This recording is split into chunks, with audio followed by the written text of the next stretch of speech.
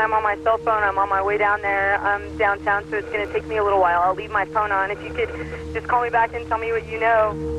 We were in a choir class it was just our 5th hour class, and there's a lunch going on during this class, and we just heard a well of screams coming up. We're right at the top of the stairs from the cafeteria, and we just heard screams coming up, which was really odd to hear noise coming from the outside, because this is like soundproof choir room kind of thing, you know. Hey Dave, this is Maya. I'm at Leewood. I'm wondering if maybe you have Auburn Hummel with you and Sarah Spence. If you could tell me anything on that, because I have both their mothers here. You pray that your child's not on the injured list, and then pretty soon you start praying, Lord, if she's injured, we'll take care of her. And you almost start praying she's one of the injured instead of one of the missing. Crystal and my sister Sarah decided to go to the library to study at lunchtime. We had lunch.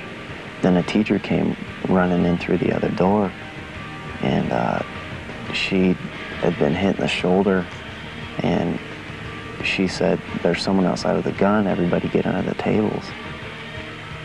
Dave, this is Emily, and we think we saw Ashley still. We're pretty sure that we saw her on TV, so she's okay. Just let you know. Bye. I could see into the library windows from my backyard. I saw the ATF walking around up there, and I knew Cassie was in there somewhere. And I look over to my right, and there's pipe bombs going off. And you just hear all this gunshots and bombs.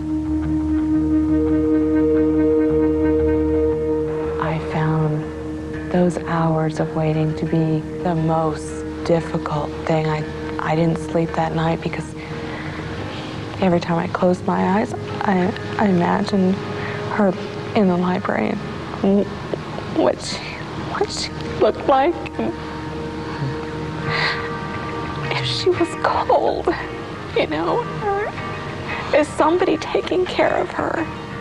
I knew that there were angels all around us, because those 3 kids right behind, they were directly behind me. And that's when I committed myself to Christ. It wasn't because I was afraid to die or get shot. It's because it was time. Hey Dave, it's Julie Wysocki. It's 5:15. I was just calling to see if you'd located Cassie. Let me know, okay? I was absolutely changed for the rest of my life. I'm not afraid. I'm not afraid of anything. I mean, I have God, and they can kill me, they can do whatever. I don't know what's going to happen now, but I have God, and they can't take that away. Through it all, there was such a bubble over us, and God was with us the whole time, and we were so protected, and we were just so comforted. I ran back to the table, grabbed Crystal, my sister, got under the table, and I told them, you know, I don't know what's going on, but just start praying, because,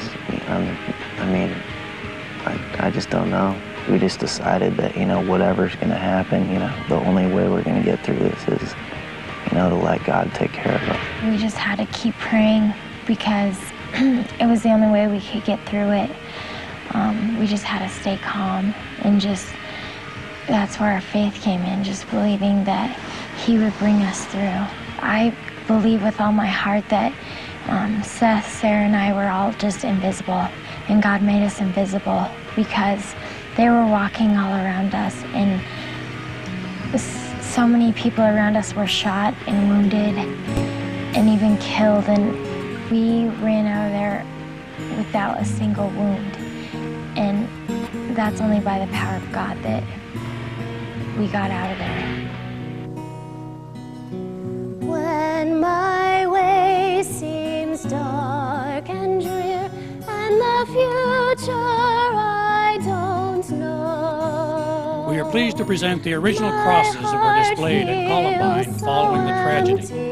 Each cross represents a victim of the Columbine massacre of April 20th, 1999. John Tomlin. John balanced his time between 2 things, Chevys and church. His girlfriend said of John, he loves trucks and he loved God. He wasn't real outgoing until you got to know him. Then he'd be a total goofball. He'd do anything to make you smile. The 16-year-old sophomore was active in his church youth group and looked forward to joining the Army after graduation. Stephen Robert Kernow. Stephen was an avid Star Wars movie buff. According to his family, he watched them so much he could speak the lines of each movie along with the actors. Steve's other love was soccer. He began the sport with the YMCA when he was 5 and was an excellent player. His family said when Steve kicked the ball, it was like a rocket coming at you. Other players would duck or fall to the ground if hit by the ball. Corey DePuter. Corey was a solid 6-foot athlete who valued adults and American traditions and could give a firm handshake that showed it.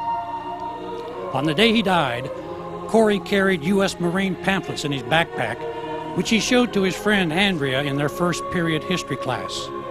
An expert fisherman and dead-eye marksman, Corey planned to join the Marines and make a career of it if he liked it, or otherwise attend a good college. Kelly Fleming. Kelly, 16, was an unselfish human being who cared about other people and didn't demand very much of others. She wanted to be a writer and hoped to be remembered for the book she was going to write based on her life experiences. Kelly wrote short stories and shared them with her best friend. They sometimes started with themes of sorrow and depression, but moved on to a sense of safety and happiness by their conclusion.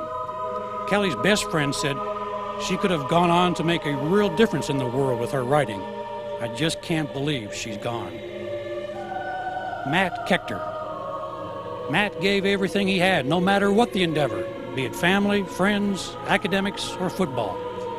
Matt was a 210-pound Columbine sophomore and was looking forward to earning a starting lineman spot on the football team the next fall.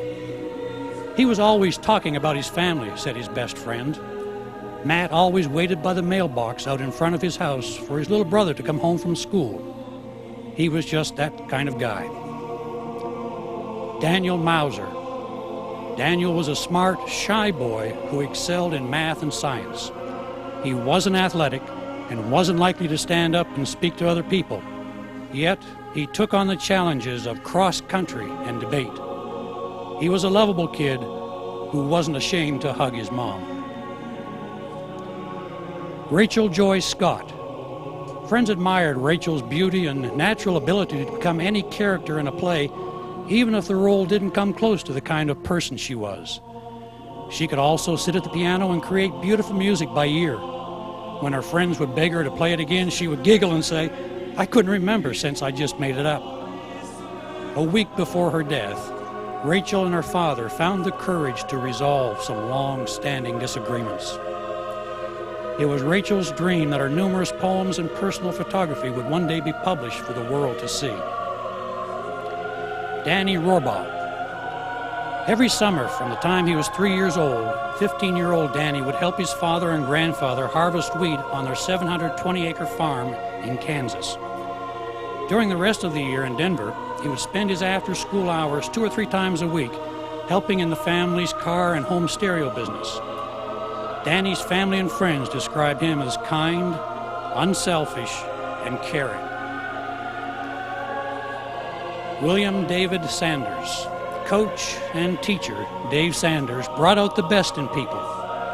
He knew how to motivate you and make you want to play for him, said a former Columbine High School athlete.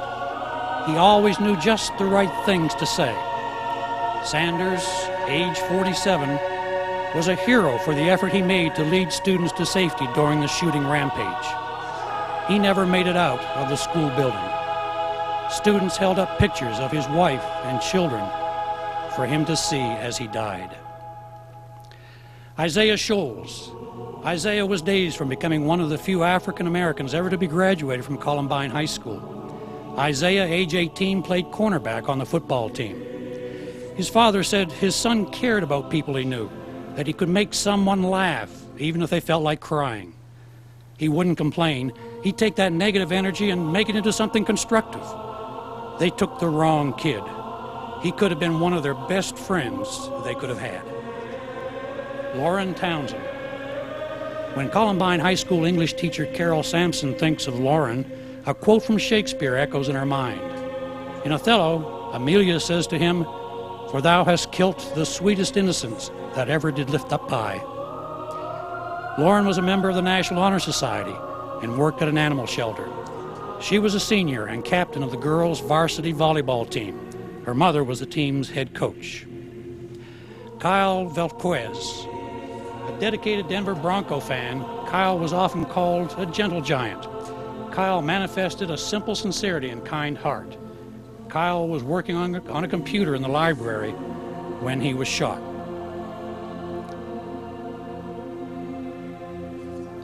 Cassie Bernal, age 17. This is her story.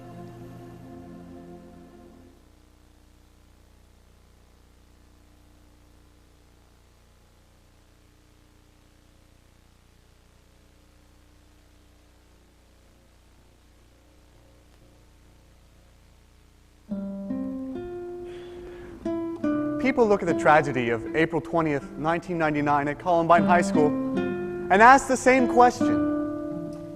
Why? And everyone seems to have a different answer. Some use it as an excuse for stricter gun control laws. Others blame it on the grisly violence seen in TV, on the movies, and in video games. Christians sometimes blame the government for kicking God out of the public school system. But the real reason lies deeper still, far closer to home, and was laid bare at the crossroads of Columbine. If there is a God in heaven, and there is, and if He is all-powerful, and He is, then there must be a divine purpose behind what appears to be this senseless act. We don't pretend to understand all the workings of an almighty God, but surely this is one lesson.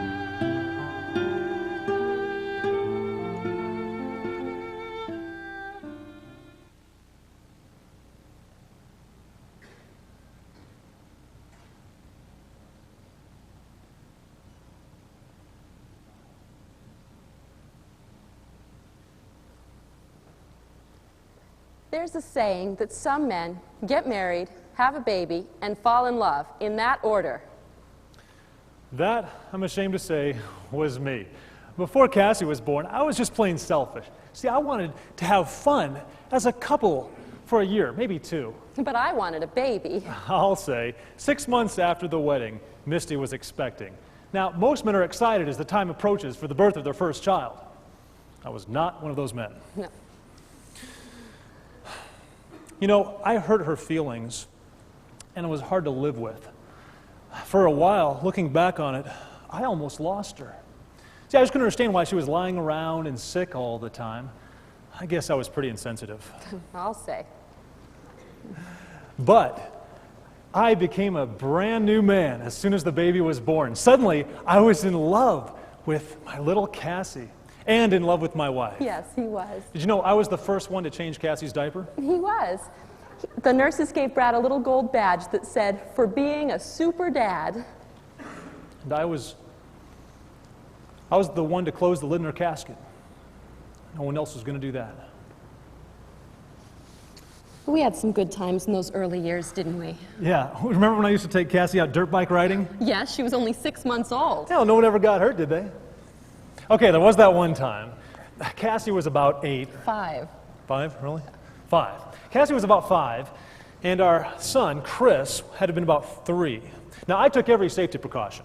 Chris was on the gas tank, and Cassie was behind Brad on the seat. Yeah, like I said, I took every safety precaution. It was great. We had a blast until we hit a wet spot, and the back tire slid out from underneath us. The bike came over on top of us, and Chris did a face plant right in the mud. Cassie broke 2 bones in her leg. I felt so bad. I picked him up and ran several blocks to a neighbor's house. He took us to the emergency room, did the x-rays. Cassie was in a cast.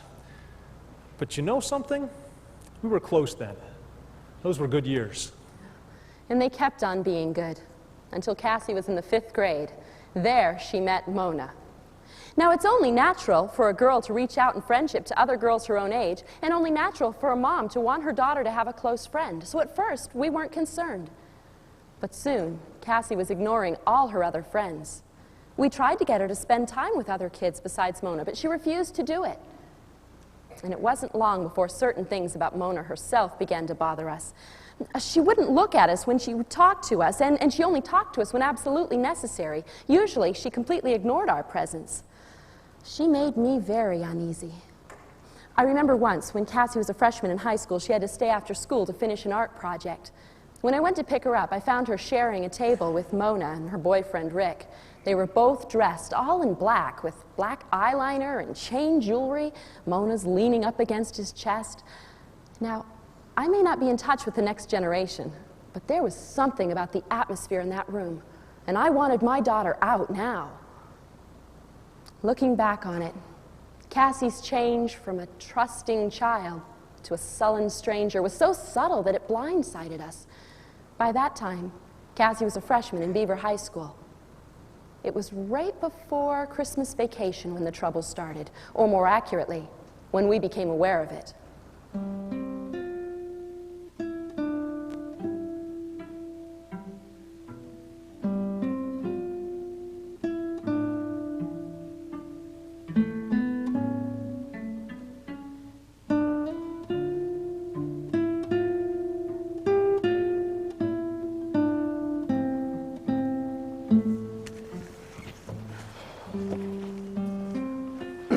Hey, Cassie, all that water was gone, again. Shut your mouth.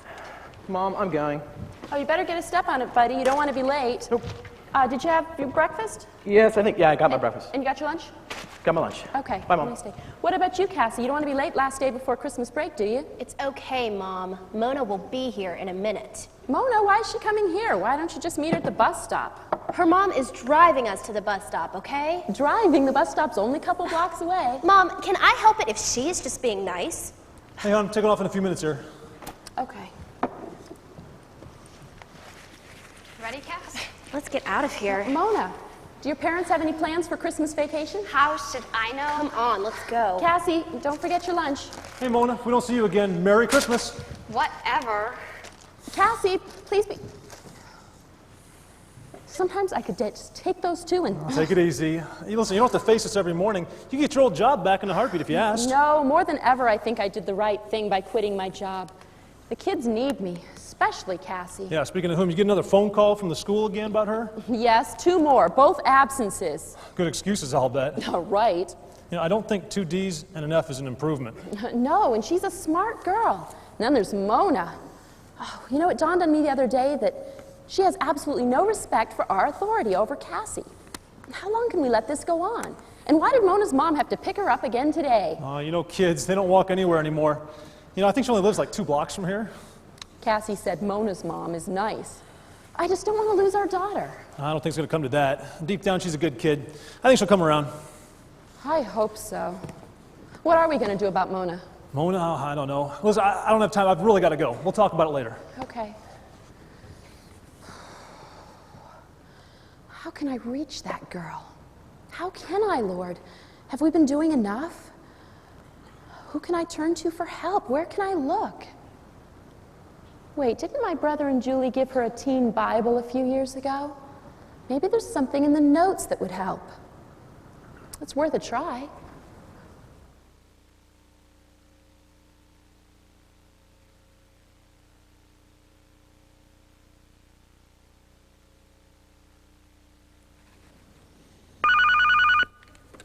Brad Bernal. Whoa, slow down, honey. Hey, no, absolutely not. I'm right in the middle. Listen, are you sure it can't wait till tonight? Okay, all right. Let's take it easy. I'll be home in a few minutes. All right. Love you too.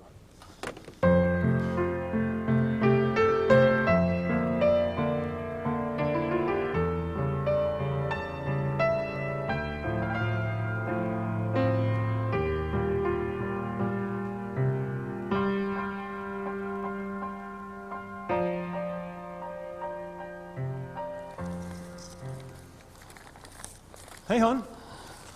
What happened? What's going on? I found these in Cassie's room. They're from Mona and some of her other friends. Cassie, you wouldn't believe what Mrs. Richards did. She called my parents and told them about my F. Want to help me murder her? Murder? Oh, I found this really neat spell you should try. We could use it on her. If you do it right, it'll make a person... Try these. Ooh. I can understand your problem with your parents. My mom's pretty cool, but I hate my dad. There's only one thing you can do. Kill your parents. Murder's the answer to all your problems. Make those scumbags pay for your suffering. That's us, hanging by our intestines. And read what it says underneath it. Pretty good idea, huh? Maybe Rick could come up with something even better. He's pretty good into this murder stuff. You gotta be kidding.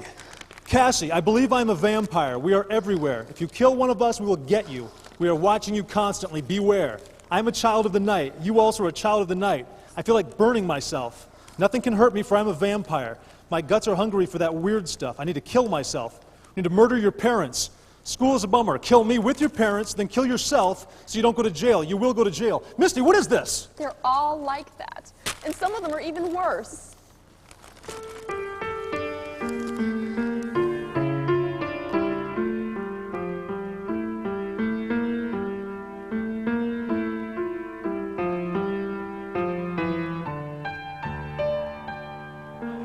Hey, Mom, Dad.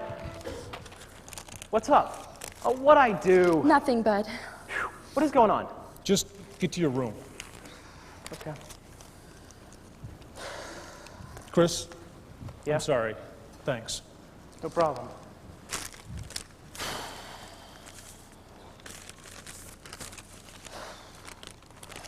All right, I'll tell you what we're going to do. I'm taking these to the sheriff tonight. I've already made copies for us and for Mona's parents. Although I must say they weren't very grateful. They didn't even want to meet or talk with us. You know what, Misty? We're going to end up having to do this by ourselves. The pastor said he'd get in touch with the youth pastor, Dave, and they'd call us back. Brad, our daughter wants to kill us. Now, I don't think she'd really do that. Then what do these mean? Mona's mom said that Cassie had written the same sort of things herself. I just wish this would all go away so we could just get back to having Christmas.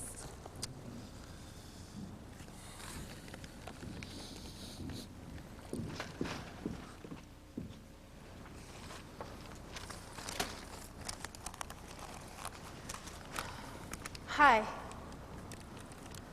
I'll be upstairs. Cass, we found these in your room today. Yeah? Yeah? That's all you can say? Yeah. You didn't think we were serious, did you? What am I supposed to think? What would you think if you saw a picture of yourself with butcher knives sticking out of your chest? Mom, we didn't mean anything bad. You didn't mean anything bad? What could be worse? This is serious, young lady. We've already called Mona's parents and the sheriff. The police! What did you do that for? In case they found your father and me dead somewhere, they'd know where I to start. can't believe you. I totally can't believe you. Hey. Talk about overreacting. Overreacting? Yes, you're blowing this whole thing way out of proportion. We were never serious about killing you or anybody else. How is your mother and I supposed to know? You had no right to go into my room and go through my things. Those letters did not belong to you. Cassie, you don't care about me at all, do you? Even though I am your only daughter. Oh, I'll tell you what. You know what? I will just run away and I'll kill myself, okay? Please. How would you like that? Cassie. You can't keep me here. You get back here right now, young lady.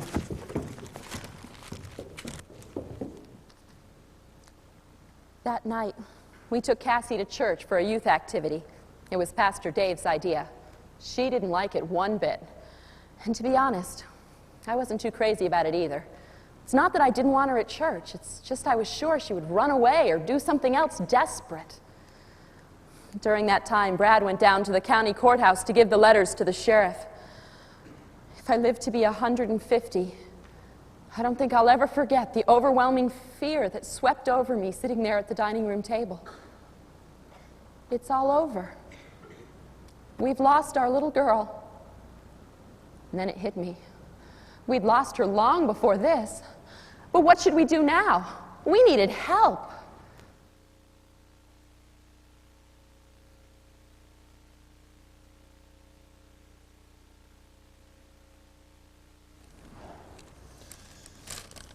Pastor Dave, have you ever seen anything like this before?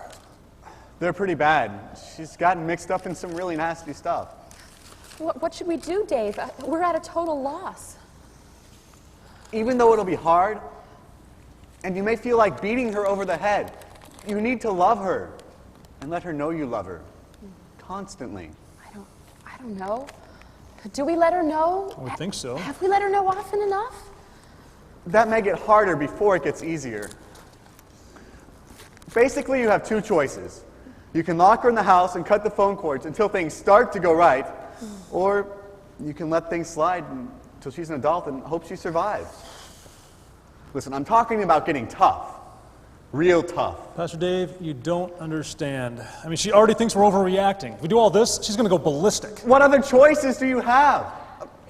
Listen, I know it may look like you're shutting her down, but right now she's headed for a cliff at full speed, and you've got to stop her any way you can. Oh, it'll be war at first, and she won't like it.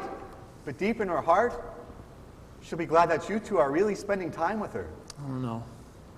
You mind if we keep her coming to the youth meetings? I mean, you've seen her. You know what she's like. I understand if you say no. Please send her. We'll do anything we can to help. But basically, it boils down to you. She needs you to be there as her parents. You know, whenever I see hurting kids, I wonder how often their father hugs them, or pats them on the back, or how often their mother says, "I love you."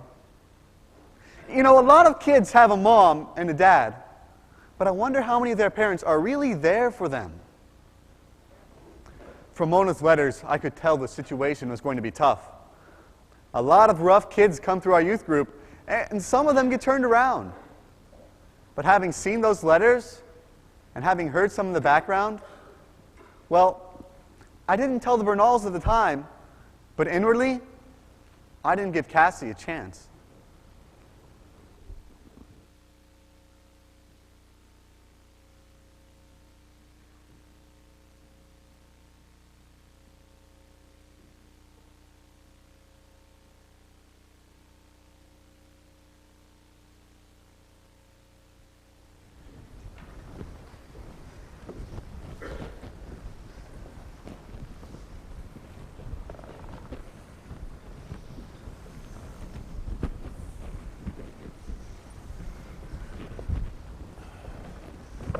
Mr. James, glad to finally meet you. I just wish it was Don't even bother. Ray go jail? Yeah, right. All right, folks. Let's have a seat and get things started. I know it's New Year's Eve and you don't want to be here right now.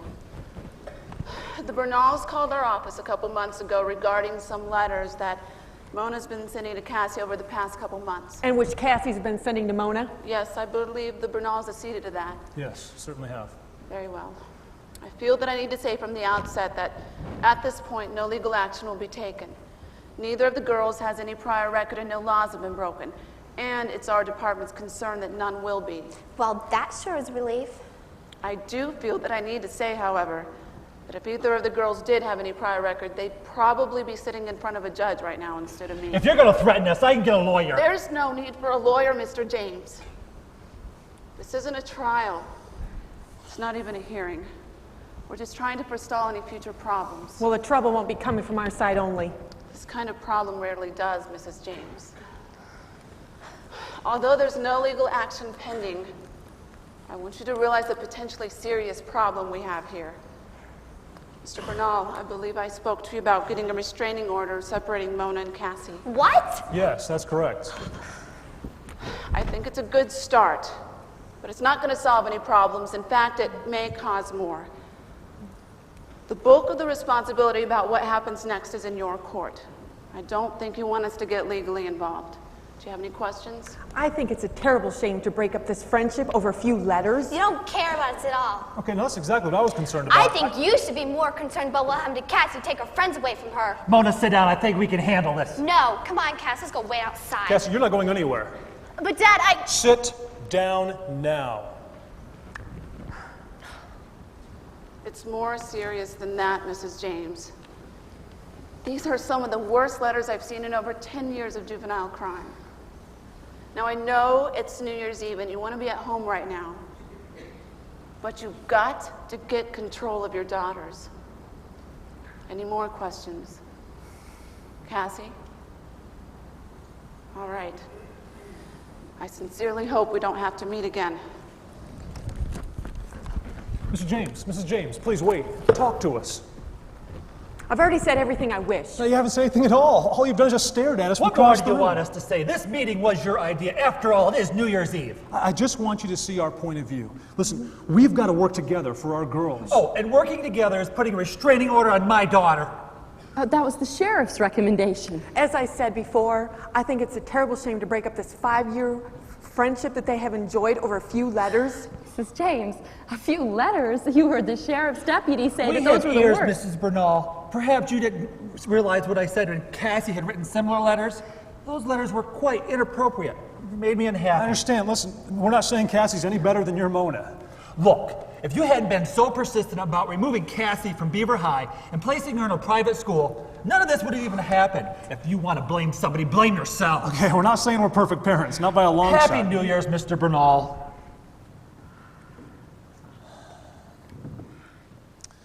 We really knew we were in for it then. But we dug in for the long haul. We knew that there was a possibility, if we put our foot down, that we could succeed only in driving Cassie away from us forever. But doing nothing was unthinkable. So we put Cassie in a Christian school. We told her she couldn't go anywhere except for the school or youth meetings. That's it. Basically, she had lost all trust, privileges, and freedom. Everything. Unfortunately, Cassie's attitude did not improve at all. We tried to let her know constantly we loved her. We were only doing this for her own good. But I'm afraid Pastor Dave was right. Even that was getting hard now. How dare you invade my privacy again? That letter is mine. Cassie, stop yelling at me. No. I hate you. I hate you both. You go through my room, you call the police, you get a restraining order against my best friend. Cassie. You're making my life miserable. You're making your own life miserable. How can you say that? Do you want me to kill myself? I will, you know. Do you want to watch me kill myself right now? Cassie, you've got to find better ways to solve your problems. Before this, your friends were telling you that you had to kill us. And now you want to kill yourself? You're just not being very smart. Oh, no. Just watch. Cassie, you're not being dumb. You're just not being rational. For Pete's sake.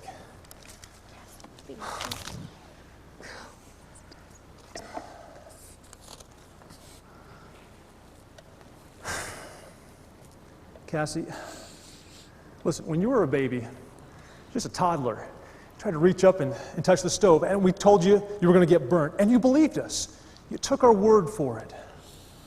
Honey, it's the same thing now. You've got to understand, there are some things out there you just don't see. You've got to believe we love you. We'd never steer you wrong. Yeah, right. Cassie. Forget it. I don't have to sit here and listen to these sermons.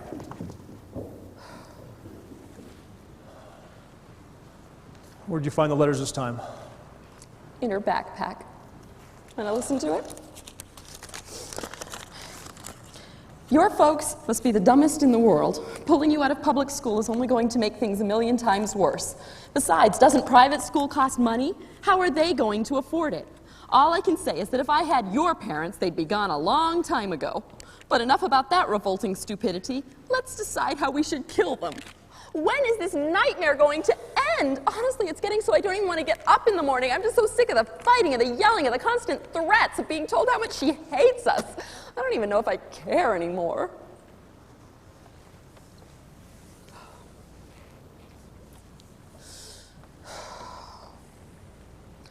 You know what I did today? Tell me. About a week ago, your mom said I should go through every room in the house and pray for God's protection. I thought it was weird then, but today I was desperate. So I did it. Every room. When I got to Cassie's room, I could hardly go in. The atmosphere was just so oppressive. And finally, I went in and I sat on her bed and I cried and cried. And I prayed that God would protect our daughter and Mona and Rick and the rest. Brad, we're not just dealing with a rebellious teenager. We're fighting a spiritual battle. Boy, were we. Misty and I had never before felt such a sense of spiritual warfare like that. It was constant and draining. We decided to remove every opportunity for deceit out of our daughter's life. We did things that on the surface may seem pretty intrusive. We loved our daughter, and we were desperate. We searched her backpack and went through her room every day. We even attached a voice-activated phone device on our own telephone lines. As horrible as that may sound, I'm glad we did it. Just a few days after hooking it up, we went to the grocery store for about a half hour. When we returned, we went straight to the bedroom, shut the door, and listened to the tape. While we were gone, Cassie had called a young man. They both complained about how awful their lives were. Our 15-year-old daughter was yelling and using the most profane language I'd ever heard. The young man said that he hated his parents too and was going to commit suicide by drinking gasoline. At one point in the conversation, our son Chris walked in, and she cursed him out too.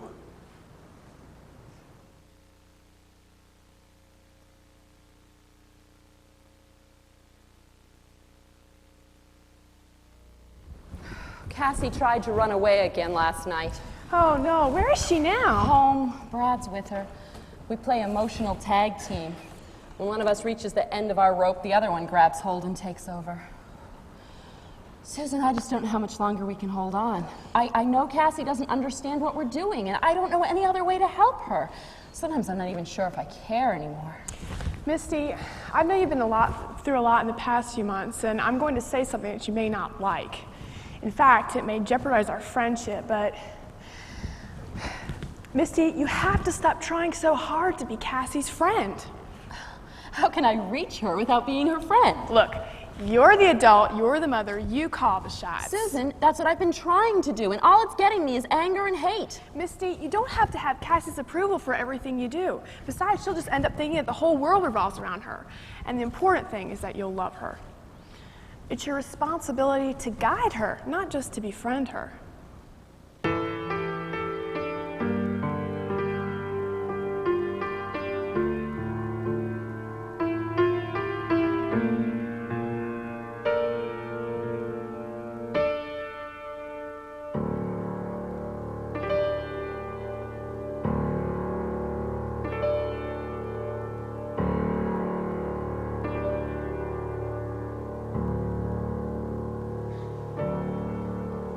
Hi, hon. Hi, Mom.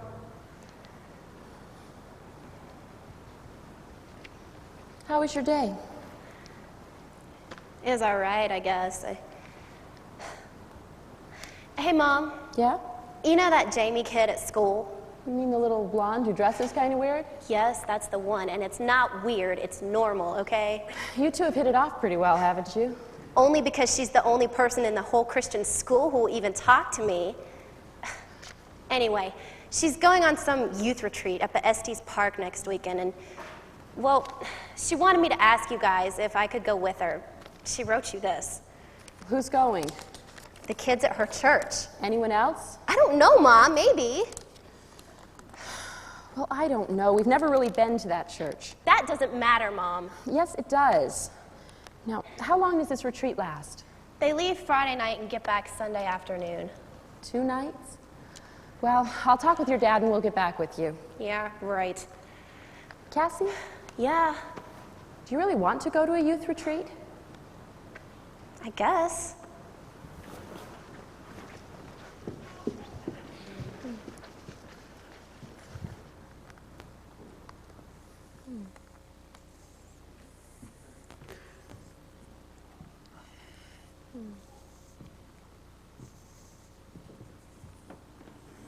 Hey, hon, how'd it go today? I don't know. Cassie wants to go to a church activity with a girl from school. When? Next weekend. How long? 2 nights. You told her no, didn't you? No, I said I'd talk to you. I think she really wants to go. Her friend even wrote a nice note saying how much she thinks it would help Cassie. No kidding. I don't know. What do you think? Oh, I don't know whether to believe her or not. She's been so deceitful. This could very well be a ploy to get out of the house or out of the city, but maybe she is starting to soften a bit. I don't know. It's against my better judgment. I say we let her go.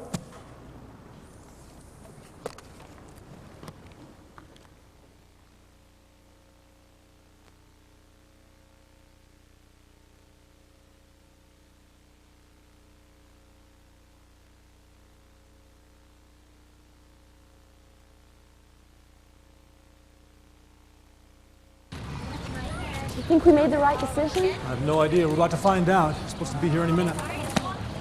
Looks like some of the kids are getting back already. Oh, man. Look at some of these kids.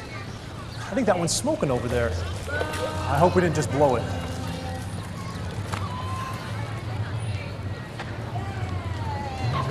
Oh, God, look, it's Cassie. She's here. Maybe she's here.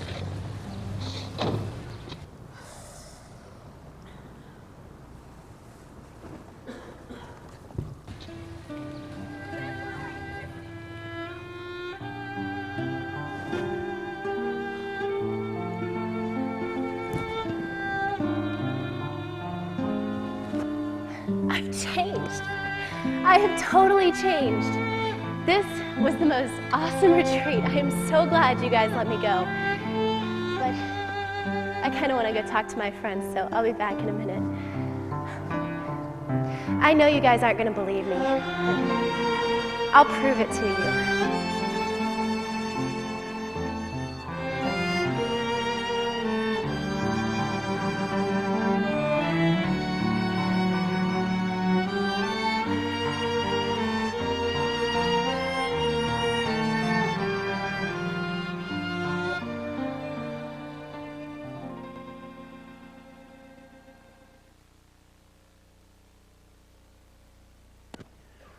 Mom didn't buy it right away. I guess Dave at church felt pretty much the same way. It's not that they didn't believe her at all. It's just that when you've lied so much for such a long time, and then you finally tell the truth, it's hard for people to believe you. Dad and I knew right away that something had changed, and I really didn't know much about what had gone on before. I guess I was just a kid. All I know is that for the longest time, Cassie had been the absolute worst. Always yelling and swearing at me and basically telling me to drop dead. I know I wasn't always that nice to her, but the things she said and did hurt a lot. But after that weekend, things were different. For the first time that I could remember, she would actually sit down and talk to me. It was kind of cool. Mom and Dad could loosen up a bunch more now. They really hadn't been able to spend a lot of time with me before. Oh, I know they had their hands full and they did their best, but it was kind of nice to have them back again. As the weeks went by, Mom and Dad slowly began to become convinced that Cassie had really changed. And I had. I'll always consider March 8th, 1997 as, well, kind of like a second birthday for me. I realized I had made some really bad choices in my life, and I had nobody to blame for those but myself. But on that retreat, I turned away from all that. I admitted to God that I had been wrong, and I trusted in Jesus Christ to save me. It's hard to explain, but, well, it's kind of like somebody turned on a light in a pitch-dark room. Through Mona and some of our other friends, I really believe I had given my soul to the devil, and he's the worst boss you could ever want to have. He takes everything away from you, and he gives you nothing back but misery and despair. I knew that firsthand. But Jesus Christ is infinitely more powerful, and he, by his grace, took all of that away from me. It felt like somebody had lifted the whole Rocky Mountain range off of my shoulders. Well, it's not that I got religious, but I was a completely different person. I was free. But I had also built up quite a reputation for myself, and I knew Mom would have an especially hard time believing me at first. But that's when I realized I had to prove it. And eventually, over time, she did. Now, I was a lot more skeptical than Brad, so it took some doing. But after a while, I could see that Cassie was different from the inside out. During that summer, she begged us repeatedly to transfer her from the Christian school to Columbine High. Now, 2 months earlier, we wouldn't have even considered the possibility, but now? Now we still weren't sure. Cassie told Misty, hey, I can't witness to the kids at the Christian school, but I could reach a lot of people at the public one. We were pretty sure her motives weren't quite that pure. Probably she thought the kids at the Christian school were a little stuffy, and she wanted to be at Columbine with her new Christian friends from the youth group. We checked out the school. All our friends spoke highly of it, but we made sure Cassie knew that if we felt the least bit uncomfortable about anything, if her grade slipped, started hanging around with the wrong friends, we'd take her out in a heartbeat. See, she was heading in the right direction. Now is not the time for inconsistent standards. It was our responsibility to guide Cassie and Chris.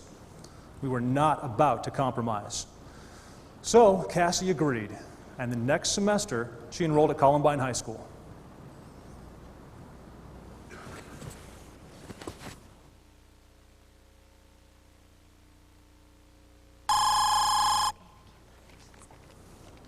Hello?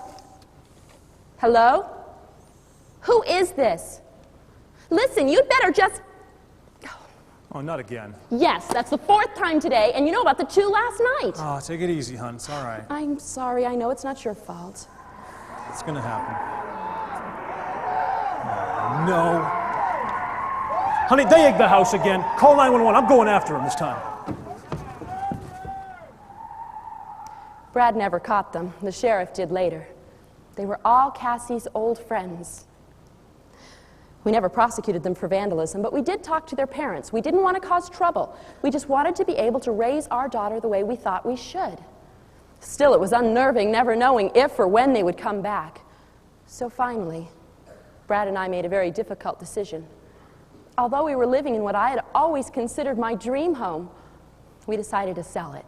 We loved our house and our neighborhood, but we loved Cassie far more, and we had come too far to lose her now.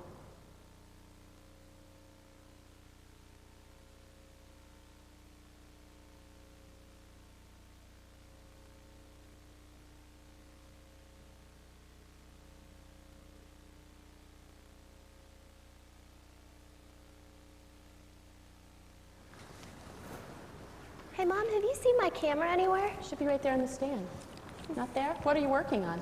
Oh, well, I was getting ready to go up to Deer Creek Canyon with some friends to get some nature pictures, if I can find my camera.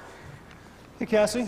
Just read this poem you wrote. Your mom showed it to me. It's great. You're pretty good at this artsy stuff. That one's awful, Dad. I agree. How would you know, Chris? You haven't learned how to read yet. Hey, I'm just being agreeable. We can all do without that kind of agreeability, thank you. Cassie, the poem is beautiful. Thanks. Hey, Daddy. Yeah? Do you think that I'm a good driver? Yeah. You're a great driver. Well, since I am, and since I have my license now, I could drive everybody up to Deer Creek Canyon in my Bronco. 2 things. Number 1, it's my Bronco that I let you drive. Right. Number 2, where are you going to get the gas money? Well, I was kind of hoping that maybe just this once you and Cassie, Mom could help. You know our agreement. I know. I already paid the insurance. I just don't have quite enough for the gas this time. Babysitting doesn't pay all that great, you know. But my GPA is 3.37. And it has to be 3.5. 3.5. I know. I hate trigonometry. Would you like a little cheese with your wine? Hey, just think. 1/1300ths of a point more, we'd be paying for your gas and insurance right now. Hey, Cassie. Yeah, Dad? I told you I love you. I love you too, Dad. Oh, dittos. Hey, give me your cheek. I love you, Mom. Like I'm glad I didn't just eat or something. It's good for you, Poor Chris. baby. Can you imagine what that episode would have been like before? The atmosphere in our house was so different. But don't get me wrong, things weren't always like that. We were totally human, I assure you.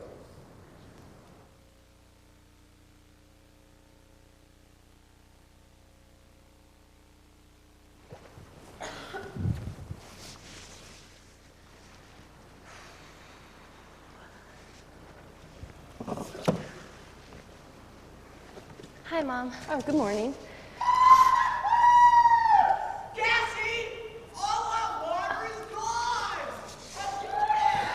Oops. Mom, this house really is a bummer, isn't it? I beg your pardon. Well, it is. The hot water heater's the same size as it was in the other house. That's not what I mean. Look at this kitchen. It is so teeny compared to our old house. And my bedroom absolutely stinks. Cassie? Well, it does. My bedroom at our old house was so much better. I don't understand why we had to move. Well, I'm sorry you don't approve, young lady. Well, it was kind of sudden, wasn't it? Cassie Bernal. I'll see you later, Mom. I was so angry at her.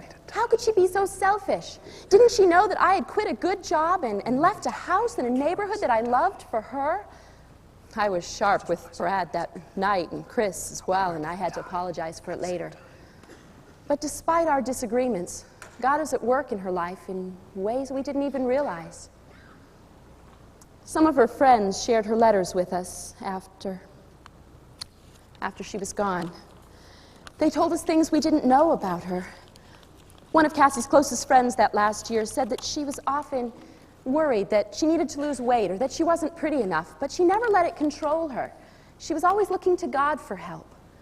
Her other girlfriend said it was easy to be friends with Cassie because she never flirted with the other guys. She feared, more than anything else, becoming a hypocrite. I forgot to see. These letters have meant so much to us.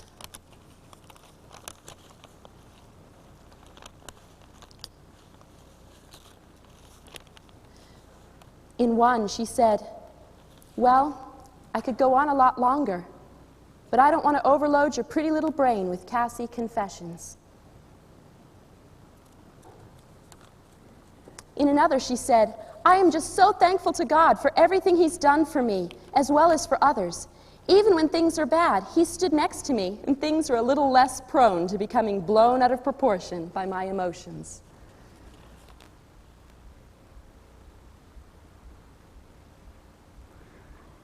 Even though she didn't have an A-plus personality and wasn't the life of the party like some of the kids in the youth group, she still hung in there when a lot of kids would have just given up. For me, that made her a hero. She cared about giving more than getting.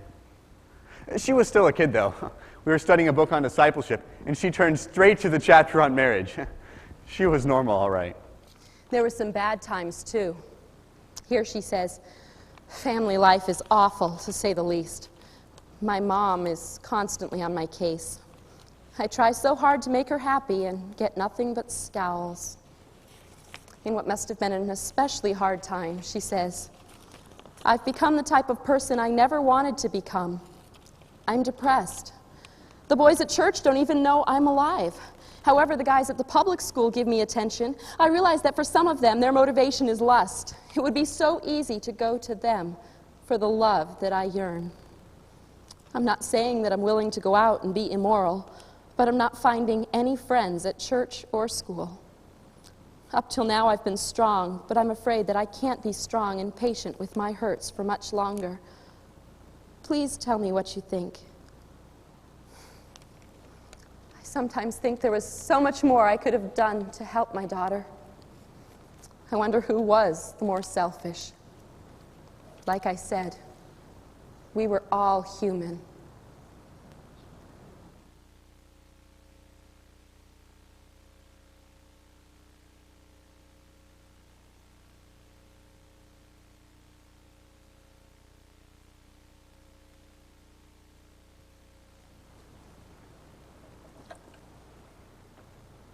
Well, it's nice to see you up and moving. I thought you were almost comatose when I woke you up a few minutes ago. Funny, Mom.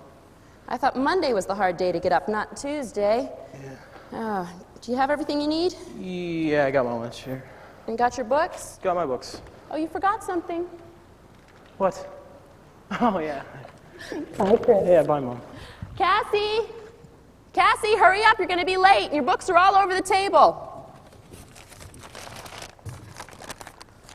Sorry, Mom. I'll get those in a minute. You need to change the kitty's litter box, too. Mom, can't you do it today? I'm going to be late. Cassie, you're 17 years old and almost done with your junior year of high school. I think you can clean the cat's litter box. All right. Besides, I have to get ready for work, too. Here, let me help you with these books. Do you like going back to work? Yes, I do. You know, you were up awfully late last night working on these. Did you get everything finished? No, but I don't have English till this afternoon, so I'll probably go to the library during lunch and finish it there. You know, I love Shakespeare. I mean, he's a great guy and everything, but this Macbeth is just too much for me. It's so dark and death-oriented. Ugh. Yeah, well, I'm sure there's good things to learn from it. Yeah, I guess so. Mom, can I please do the kitty's litter box when I get home? I'm gonna be late. Well, okay. I just hope that crazy cat doesn't go on the rug somewhere. She won't, Mom. Thanks. Bye. Bye, Cassie. I love you. I love you too, Mom.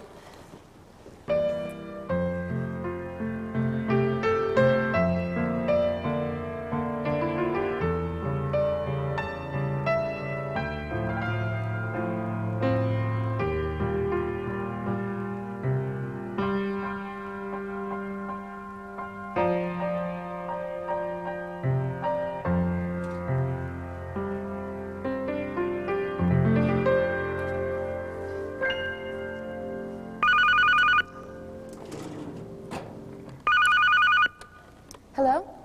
Oh, hi, Charlie. How are you? What shooting? At Columbine? No, I hadn't heard anything. Yeah, well, it's probably nothing serious. Just a couple kids facing off in the parking lot or something. Nothing Cassie or Chris would be involved with. Yeah, well, thanks for calling. I'll check it out. Okay, bye.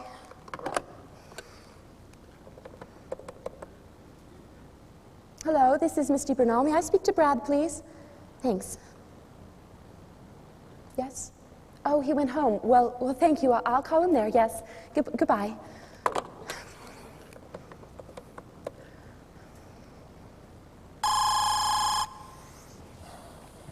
Hello? Brad, did you hear anything? What's going on? I have no idea. I had to come home sick.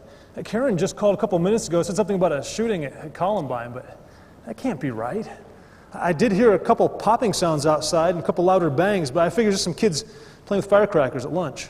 Brad, I'm scared. Have you heard anything from the kids? No. Oh, why don't you go look outside? You know you could see the school from the house. Okay. Listen, I'm going to leave now. I'll come home in a few minutes. All right, I'll talk to you later. Bye.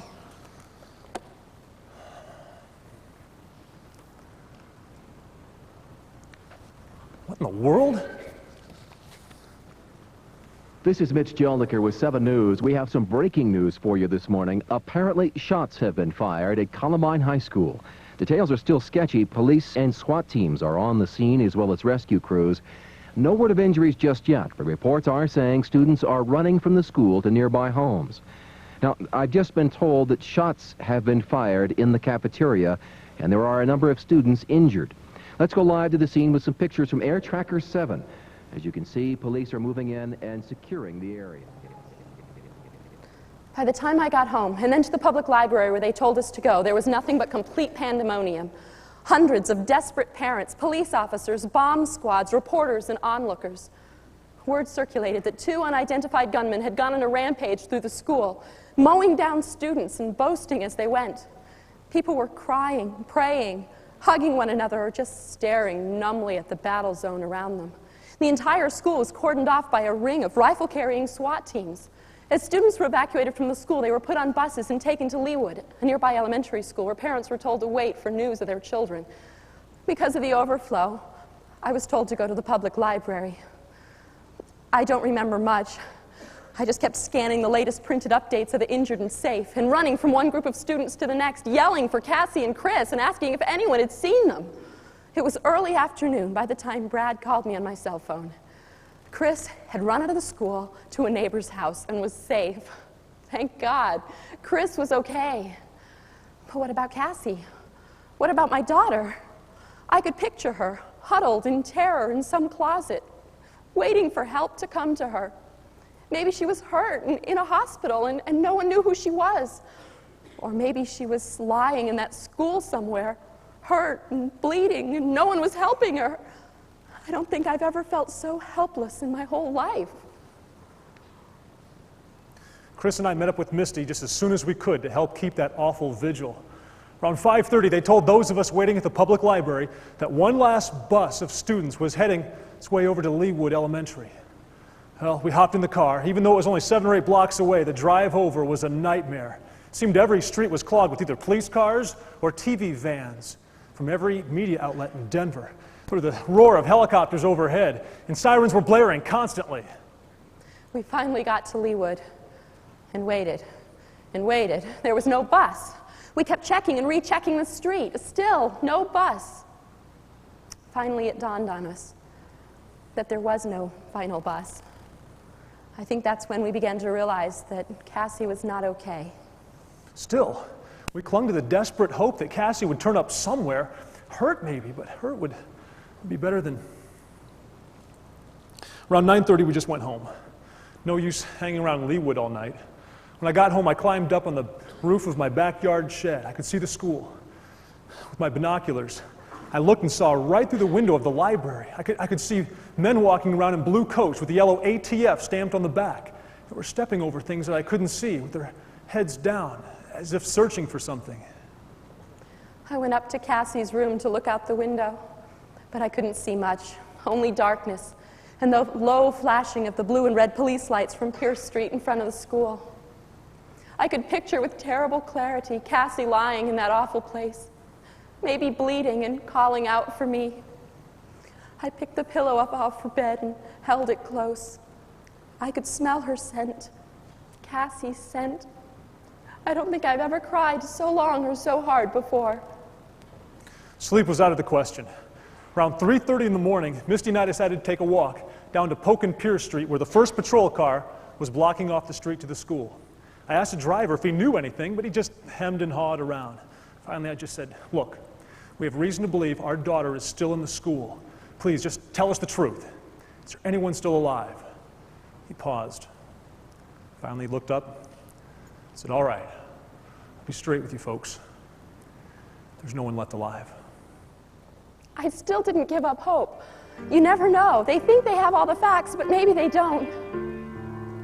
It was 22 hours later, at 2 o'clock the next morning, when all hope ended.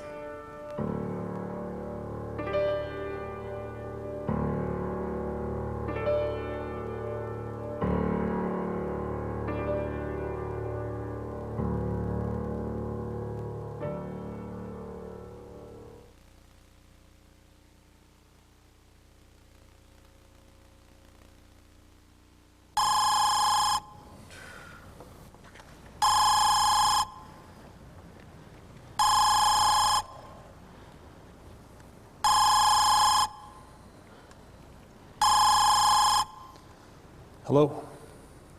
Yes, it is.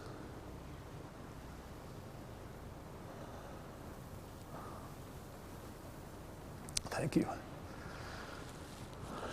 It was the coroner's office. They have Cassie's body.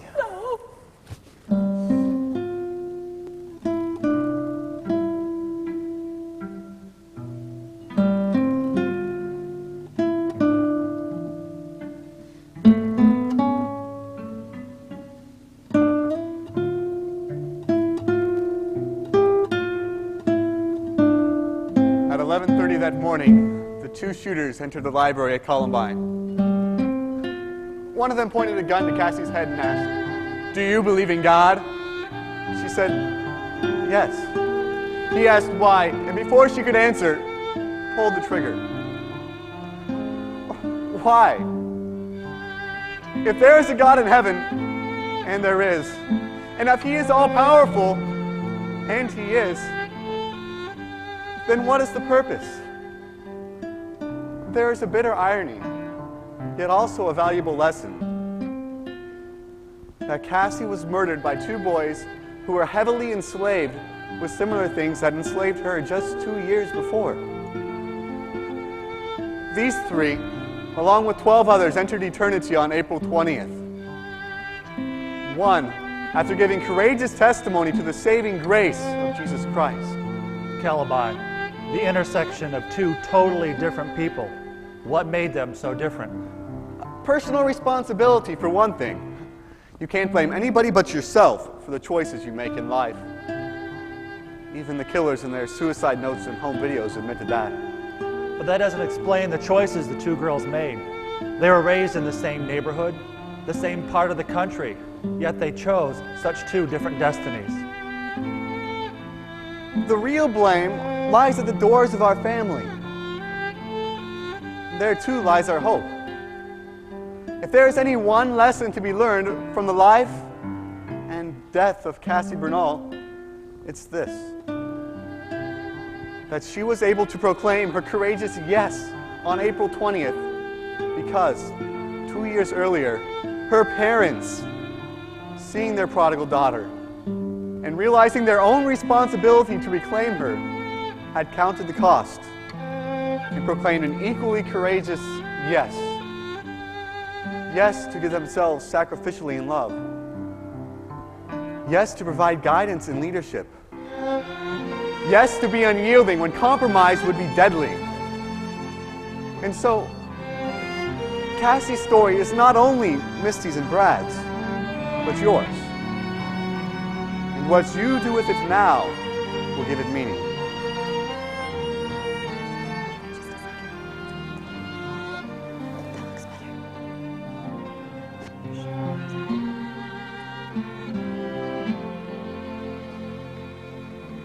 Sometimes I wonder what God is going to do with my life.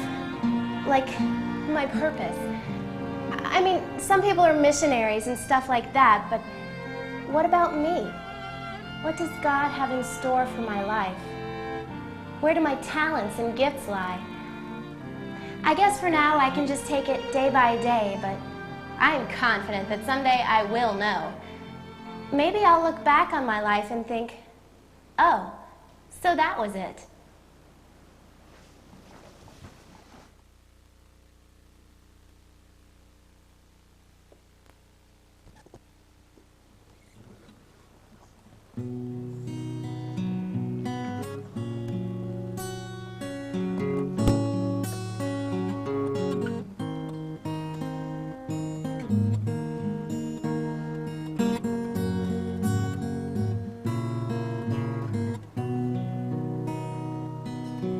When my way seems dark and drear, and the future I don't know, my heart feels so empty as the tears unending flow. When my heart breaks with sorrow and a tempest fills my soul, this one thing I know for sure, my God is in control. His way is perfect. His way is perfect. Though I don't understand His wise and loving plan, His way is perfect.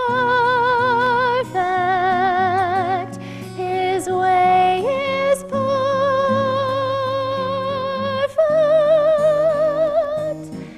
Take my life and make a vessel purified. God makes no mistakes. His way is best.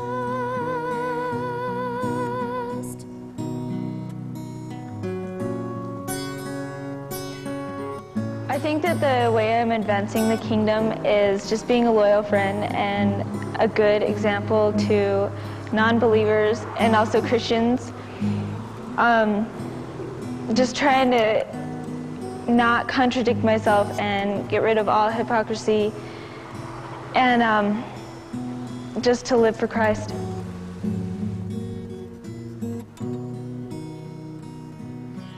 When the toils of life are come and my heart is worn with care, I faint 'neath the burden of a cross I cannot bear. When the joy has departed from my sorrow-stricken soul, this one thing I know for sure, My God is in control. His way is perfect. His way is perfect.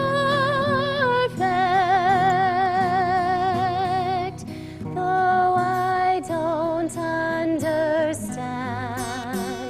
His wise and loving plan, His way is perfect. His way is perfect.